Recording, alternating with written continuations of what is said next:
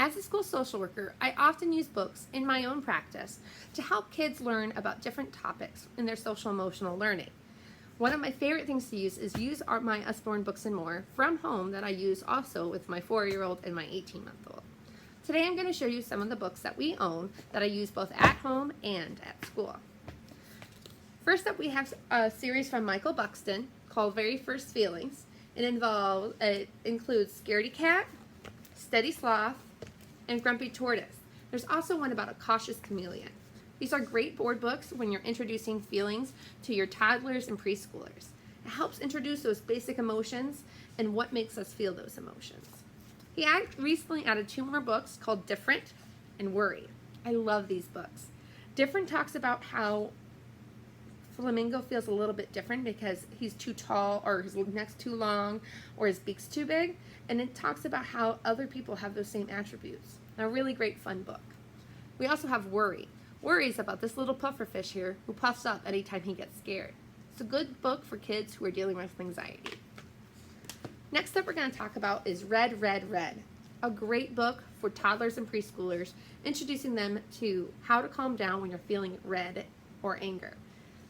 This is a great book, and I love reading it with my 4-year-old, who uses the counting down technique used at the end of the book. Next up, we have a fan favorite series. It's Jonathan James and the What If Monster. The What If Monster is a great book that talks about different scenarios. What if it's ugly? What if it stinks? What if what if that's what everyone thinks? It talks about different situations that can get kids scared to try new things or to do different activities. It's a great way to talk about how they can succeed in those scary situations. In that same series we have What If I Know My Feelings and What If I Want to Be Kind. What If I Know My Feelings helps kids identify different emotions and what they can do with those emotions. And What If I Want to Be Kind talks about different ways kids can be kind to each other and themselves. Identifying feelings is one of the biggest foundational skills kids can have when they're working with their social emotional learning. You'd be amazed at how many kids I have who can't identify feelings past mad, sad, and happy.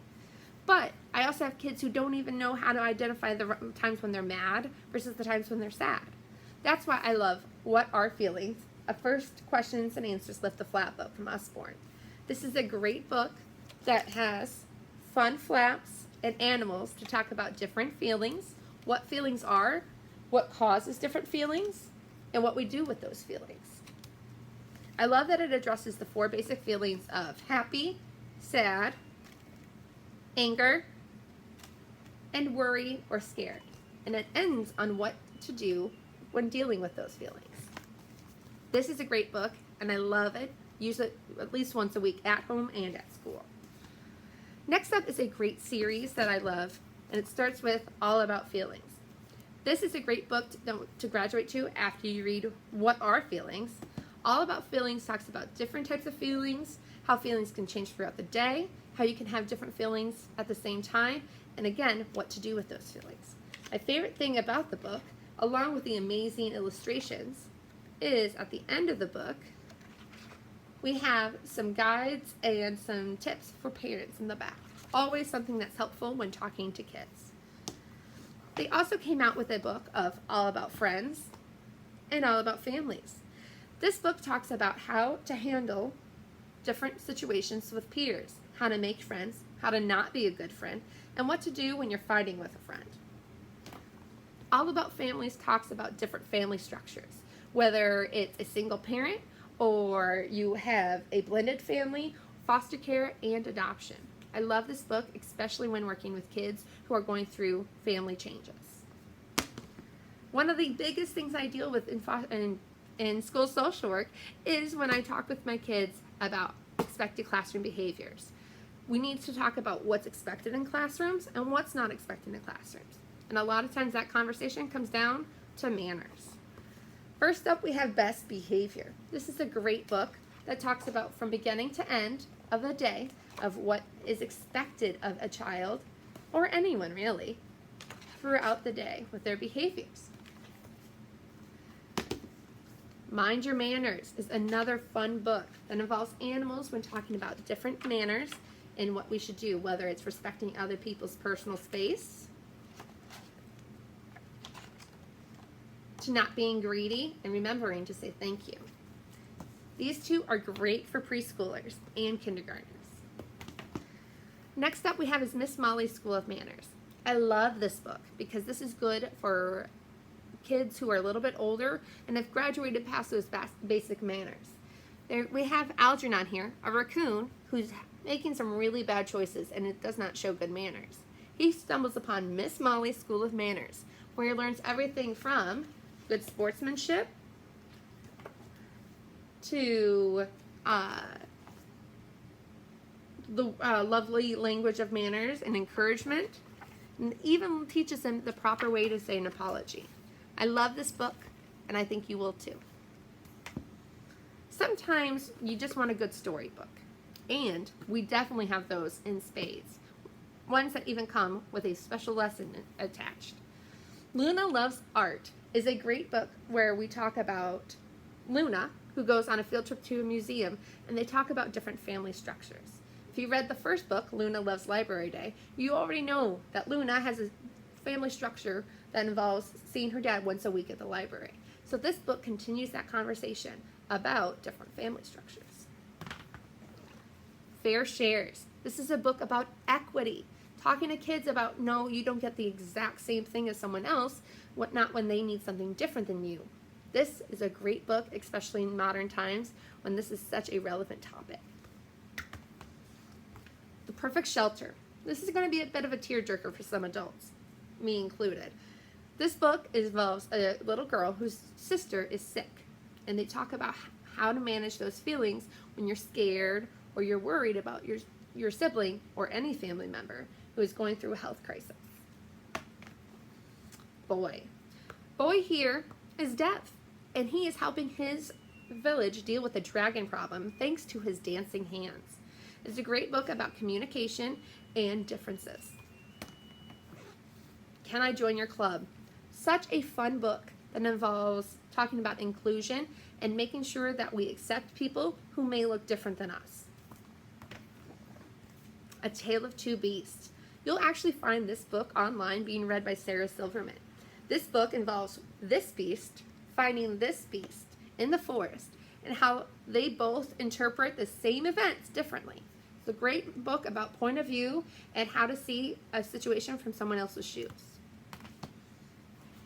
One of the things I do in school social work is talking about coping skills and how we handle big emotions, whether it's from deep breathing, mindfulness, or even yoga. Cue some books. This is I Breathe, another great introductory book that teaches kids everything I just listed, different mindfulness, yoga, and breathing techniques. That makes it accessible. I know some adults who would also benefit from this book. We also have a new book called Yoga Animals in the Forest. We follow Bear through the forest as he learns different yoga moves and stretches with his different animal friends in the forest. Watch out for more books in this series. We're not quite sure yet, but I'm guessing we might be going to different habitats to see different yoga animals. With my older kids, one of the things I love to do is workbooks. Sometimes you need an activity, sometimes you need to do something on your own, and that helps you process an emotion or a situation the best. For that, we have a whole collection of workbooks. First up is Be Brave. This activity book is for those who feel scared or afraid. What you'll notice with all of these workbooks is that they are colorful illustrations and different activities for students to do. They can do it self-paced or with a group, and it helps them work through the emotions to manage and learn those coping skills. There's even in the back a page for grown-ups. These are great for kids 8 and up. We also have one for bullying, feeling anxious or stressed, sad or angry, becoming more confident, and those for kids who are experiencing grief or loss. We also have the Unworry book. This is a little bit different format. It's a hardback, the fun journal tie, and it has different activities in here. Same kind of idea, but a little bit different of a format because it's a different author. And then we have our newest edition. In this book, not only do I think some kids and teens need, but definitely some adults. It's the Unhurry book. The Unhurry book is one activity book that helps with finding some mindfulness for those busy brains, those minds that don't shut down. This would be a great book for kids who experience ADHD or often are feeling overwhelmed. There's also a new magic painting book that goes along with the Unworry, and it's called the Unworry Magic Painting. It's another one of our magic painting books, but it is specifically made for unwinding and to help relax your brain. These are just some of the books that we have in our collection of USborne Books and More and Kane Miller titles that you could add to your practice as a school social worker, a school counselor, or even just a mom or dad who is really in touch with social emotional learning.